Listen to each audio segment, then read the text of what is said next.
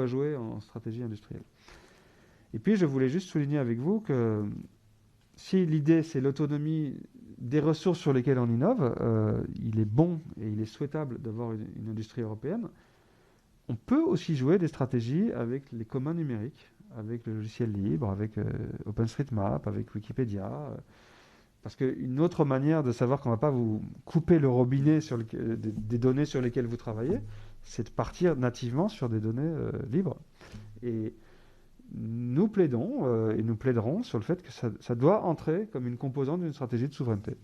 Je ne dis pas que ça règle tout, mais si on ne sait pas jouer avec ça, on s'affaiblit.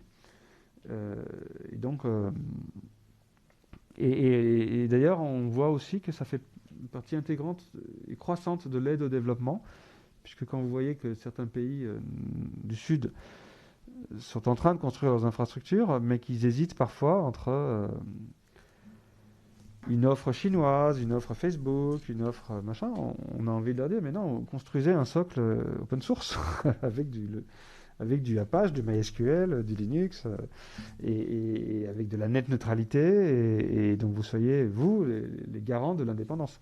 Et l'AFD, par exemple, commence à apprendre à financer ce qu'ils appellent les partenariats publics communs pour aider des pays à favoriser chez eux l'émergence de communs.